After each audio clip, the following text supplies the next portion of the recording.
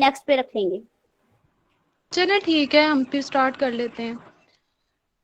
अस्सलाम वालेकुम, my name is Alam Afroz ROUGE. I am from eastern medicine and surgery department, government university Faisalabad. Today my topic is about tremors. So what are the tremors? These are the rhythmic involuntary movements of peripheral parts of the body like hands, head or tongue. There are main three types of tremors: tremors at rest, action tremors and intention tremors. Tremors at rest को अगर हम सबसे पहले discuss करें तो ये नाम से ही जाहिर है कि वो ट्रेमर्स जो रेस्टिंग पोजीशन पे होंगे, मतलब ड्यूरिंग एक्टिविटी या ड्यूरिंग एनी परफॉर्मेंस ये स्टॉप हो जाएंगे. It means that the tremors are present when the patient is not performing any activity. सबसे पहले ट्रेमर्स एट रेस्ट की कुछ टाइप्स को मैं डिस्कस करना पसंद करूंगी. इसमें जो नंबर वन बेस्ट एग्जांपल आ जाती है रेस्टिंग में, वो है parkinsonism disease. A well known disease, बहुत से लोगों ने इसका नाम भी सुना होगा, बहुत सारे आप में से तबीबों ने पेशेंट्स को भी इनके देखा होगा और ऑब्जर्वेशन में भी आए होंगे. तो पार्किंसनिज्म डिजीज, इसका जो मेन कॉज होता है वैसे तो वो इडियोपैथिक होता है, लेकिन it can be occur due to encephalitis, occur due to any drug, drug की वजह से भी हो सकता है, एथेरोस्क्लेरोसिस की वजह से भी हो सकता है, विल्सन्स डिजीज में भी हो सकता है. विल्सन डिजीज बेसिकली ये एक जेनेटिक डिसऑर्डर होता है and in which the copper stored in our body tissue in excess amount, specially in liver, head and corneas of the eye. हमारे liver, head and eye corneas में इसकी amount बहुत ज्यादा इकट्ठी हो जाती है, जिसे हम फिर विल्सन डिजीज का नाम दे देते हैं, और ये भी एक रीजन है पार्किंसनिज्म डिजीज की. अगर हम इसके इडियोपैथिक के होने की बात करें तो ये ज्यादातर जो ओल्ड एज पीपल होते हैं, जो ज्यादा उम्र के लोग होते हैं, उनमें इडियोपैथिक पार्किंसनिज्म पाया जाता है. और ये ज्यादातर जो स्टार्ट होता है ये one half of the body से स्टार्ट होता है, लेकिन इसका क्लासिकली यही होता है कि ये बायलेटरल होता है, मतलब दोनों तरफ ही ये आहिस्ता आहिस्ता हो जाता है, बॉडी के दोनों तरफ आ जाता है. और अगर इसके हम मेन सिम्टम्स की बात करें तो इसके तीन मेन सिम्टम्स होते हैं. नंबर वन, ट्रेमरिंग हो रही होती है, सेकेंड वन रिजिडिटी होती है, and third one is the hypokinesia. Patient में हाइपोकाइनेजिया के सिम्टम्स अवेलेबल होते हैं. उसके अलावा पार्किंसनिज्म के अगर ट्रेमर्स को अगर आप ऑब्जर्व किया हो या अगर आप करें तो ये ट्रेमर्स बहुत स्लो टाइप के होते हैं. और इनके अगर आप हैंड्स की मूवमेंट को देखेंगे, इनकी जो थंब की और फिंगर्स की मूवमेंट होती है, पिन रोलिंग मूवमेंट इस तरह से होती है जिस तरह उन्होंने अपने हाथों में बॉल्स ली हो और उसको रोल कर रहे हो, तो इस तरह की मूवमेंट होती है, पिन रोलिंग मूवमेंट उनकी थंब और फिंगर्स की. उसके अलावा ये जो ट्रेमर्स होते हैं पार्किंसनिज्म के, ये लेग्स को भी इन्वॉल्व कर सकते हैं, माउथ को भी इन्वॉल्व कर सकते हैं एंड टंग को भी. उसके अलावा ये कोई इतना इसका हाई लेवल नहीं होता ट्रेमर्स का कि ये आपकी डेली एक्टिविटी को डिस्टर्ब करे. जो पार्किंसनिज्म का पेशेंट होता है ये अपनी डेली एक्टिविटी नॉर्मली अपने वो सारी एक्टिविटीज को परफॉर्म कर रहा होता है. ये ट्रेमर्स कोई ऐसे इतना इंटरफेयर नहीं कर रहे होते उसकी डेली एक्टिविटीज में. उसके अलावा जब कोई ये वॉलंटरी एक्शन करने लगते हैं तो ये ट्रेमर्स स्टॉप हो जाते हैं. That's why these tremors are known as resting tremors, क्योंकि ये रेस्टिंग पोजीशन पे ही होंगे. जैसे ही आप कोई वॉलंटरी मूवमेंट करने लगेंगे तो ये ट्रेमर्स स्टॉप हो जाते हैं. तो यही एक वजह है कि ये डेली परफॉर्मेंस को इतना ज्यादा इंटरफेयर नहीं कर रहे होते.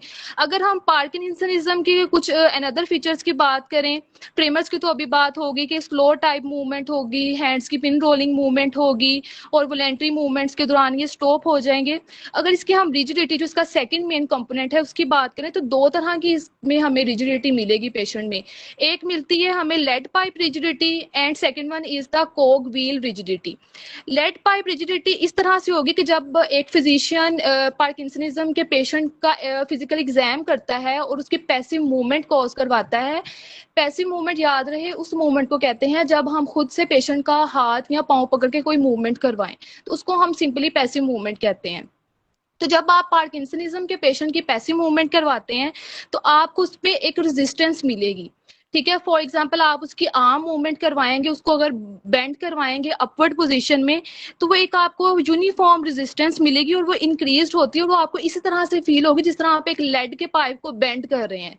जितनी आपकी फोर्स या जितनी आपको रेजिस्टेंस मिलेगी लेड पाइप को बेंड करने में, उतना ही आपको इसमें भी शो होगी।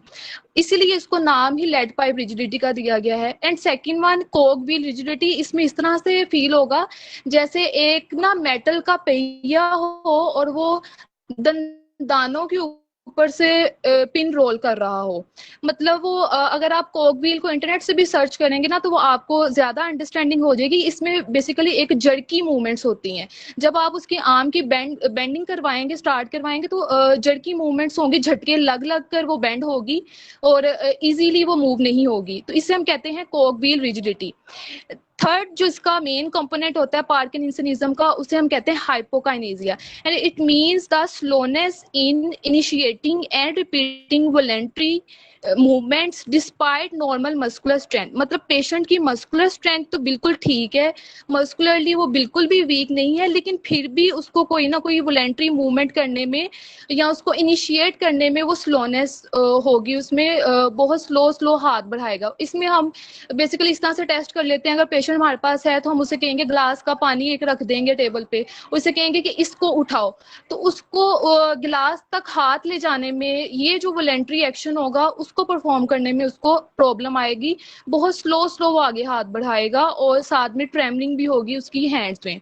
उसके अलावा इनकी मोनोटोनस स्पीच होती है, मतलब एक ही टोन में ये बात करते हैं, बिल्कुल भी इनकी आवाज में उतार चढ़ाव नहीं होता।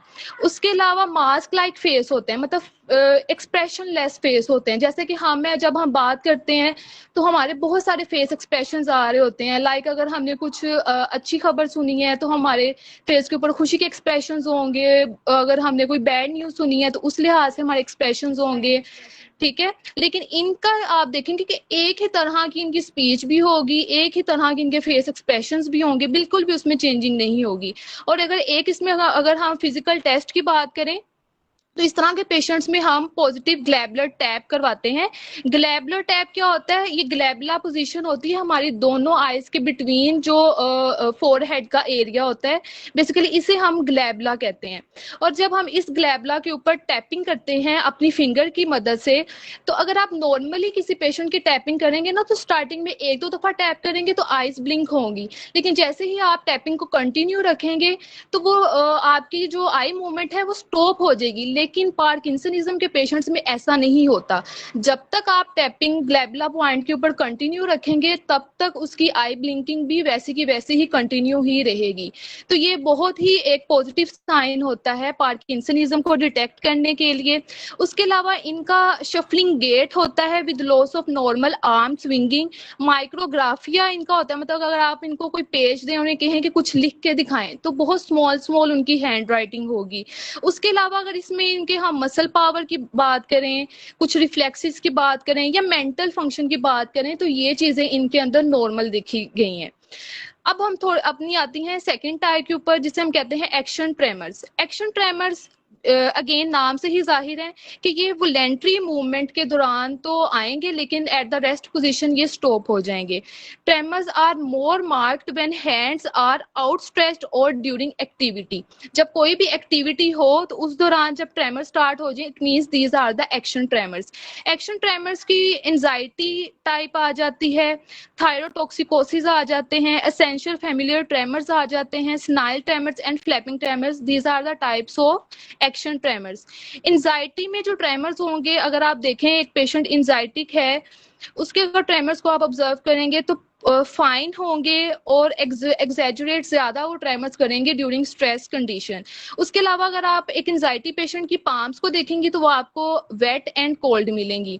और इसमें एंजाइटी के जो और एसोसिएटेड सिम्टम्स होते हैं लाइक रेस्टलेसनेस, हेडेक, पल्पिटेशंस, तो ये सारे साइन एंड सिम्टम्स इसमें प्रेजेंट होंगे ट्रेमरिंग के साथ साथ। उसके अलावा थायरोटॉक्सिकोसिस हम किसे कहते हैं? थायरोटॉक्सिकोसिस हम कहते हैं हाइपरथायरॉयडिज्म को, जब T3 T4 लेवल का लेवल हाई हो जाता है हमारी बॉडी में।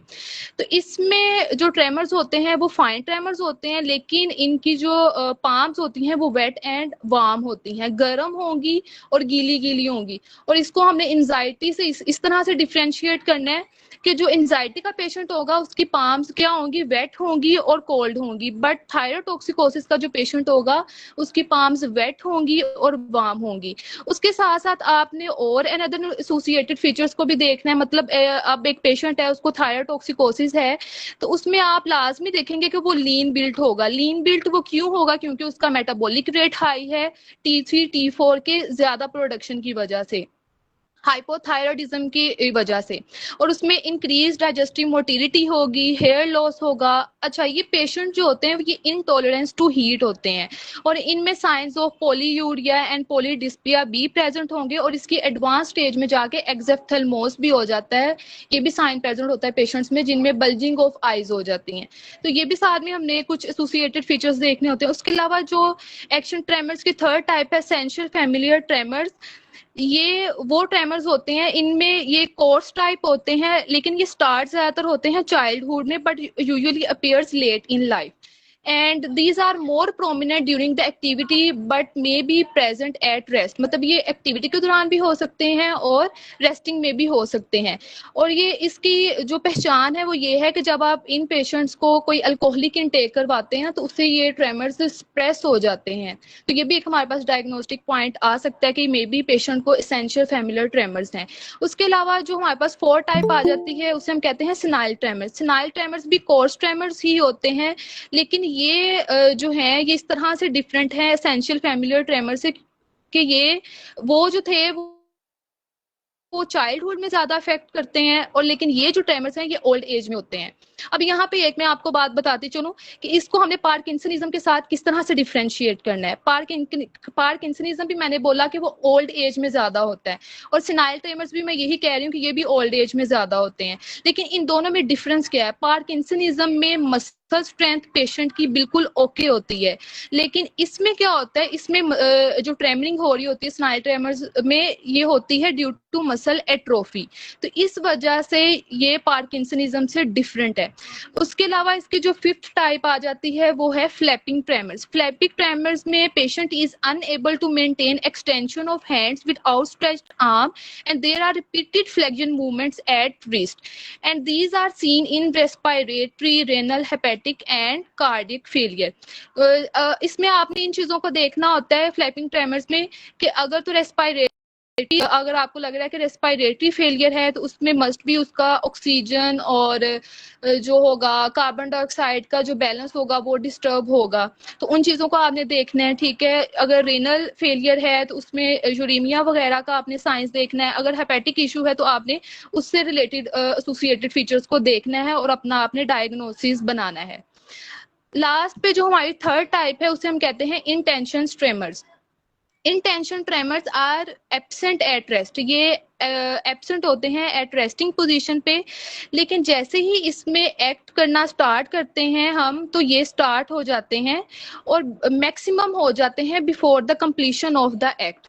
मतलब फॉर एग्जांपल अगर इसके पेशेंट में को भी अगर आप कहें ना कि एक गिलास पानी को उठा के एक जगह से दूसरी जगह पे रखना है तो वो उठा तो ठीक से लेगा, लेकिन दूसरे पॉइंट तक पहुंचाते पहुंचाते उसकी ट्रेमरिंग जो है वो एग्जैजरेट कर जाएगी, बढ़ जाएगी, और उसमें उसको दूसरी तरफ गिलास रखने में बहुत ज्यादा प्रॉब्लम होगी। तो ये इस तरह के एग्जामिनेशन करने से हमें पता चल जाएगा कि ये जो ट्रेमर्स की टाइप है ये इंटेंशन ट्रेमर्स है। मतलब इसमें आप कोई भी एक्टिविटी अपने पेशेंट से करवा के देख सकते हैं, कोई भी वॉलेंटरी एक्ट करवा के देख सकते हैं, जिसमें आपने जस्ट इतना ही नोटिस करना होता है कि इसने अपना फंक्शन स्टार्ट करते हुए इसके हाथों में कितनी ट्रेमरिंग थी, और जब उसने अपना एक्शन परफॉर्म करने के वो बिल्कुल करीब तरीन है तो अब उसकी कितना इजाफा हो गया। तो इसी बात से ही, इतने छोटे से पॉइंट से ही आपको अंडरस्टैंडिंग हो जाएगी कि इसको इंटेंशन ट्रेमर्स हैं कि नहीं है। और इसमें जो इंटेंशन ट्रेमर्स होते हैं बेसिकली ये ज़्यादातर सेरिब्रल डिजीजेस में प्रेजेंट होते हैं। और सेरिब्रल डिजीजेस में आपको वो साइंस पता होने चाहिए कि पेशेंट्स में सेरिब्रल डिजीज में कौन कौन से साइंस हो सकते हैं। इनमें एक तो इंटेंशन ट्रेमर्स जो भी आपको मैंने बताया ये होंगे, डिसआर्थरिया होगा। डिसआर्थरिया में क्या होता है, पेशेंट की स्कैनिंग स्पीच होती है। स्कैनिंग स्पीच क्यों होती है, क्योंकि इसमें वो मसल्स जो यूज हो रहे होते हैं हमारी स्पीच को प्रोड्यूस करने के लिए वो डैमेज हो जाते हैं, पैरालाइज्ड हो जाते हैं या फिर वो वीक हो जाते हैं, जिसकी वजह से पेशेंट की स्पीच स्कैनिंग हो जाती है, जिसे हम टर्म यूज करते हैं डिसआर्थरिया। और ये एक सेरिब्रल डिजीज का साइन होता है। उसके अलावा इनकोऑर्डिनेशन होगी, मतलब पास्ट पॉइंटिंग होगी, निस्टैग्मस होगा। निस्टैग्मस एक आई विजन कंडीशन होती है और इसमें भी रेपिटेटिव अनकंट्रोल्ड आई मूवमेंट हो रही होती है हमारे आई लेंस की। उसके अलावा डिसडायाडोकोकाइनेसिस एक है टर्म, ये भी इसका साइन इसी में इंक्लूडेड होता है। इसमें पेशेंट की इनएबिलिटी होती है to perform a rapid alternating muscle movements. मतलब अगर आप फौरी तौर पे अगर एक एक्शन के बाद दूसरा एक्शन करने को कहेंगे, उसके बाद तीसरा एक्शन करने को कहेंगे, तो वो रिपीटेडली अल्टरनेटिंग मूवमेंट्स करने में उसको प्रॉब्लम आएगी। उसके अलावा रीबाउंड फेनोमेना इनमें पाया जाता है। हाइपोटोनिया होता है, मतलब पुअर मसल टोन होती है इन पेशेंट्स की। पेंडुलर नी जर्क वगैरह इस तरह के साइंस इन पेशेंट्स में प्रेजेंट होते हैं। So this is all about my today's lecture. Thank you so much, जज़ाकल्लाह। अगर किसी ने कोई क्वेश्चन पूछना है, you can ask. Thank you so much, Dr. Alam Afroz Aruj Khan, for joining us, for your precious time you have given us. Mashallah, great job. Your overall lecture, in fact, your each and every word was very informative, precious, and beneficial for our listeners.